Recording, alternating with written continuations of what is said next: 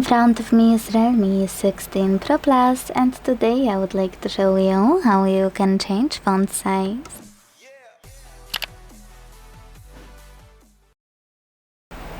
All you need to do is go into settings and scroll to hit display and brightness. Then scroll again, this time to select font.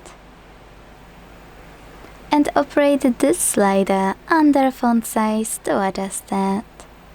When you finished, after checking out preview at the top, tap on apply button to save your changes. Thanks so much for watching. If you enjoyed this video, leave a like, comment and subscribe. Bye!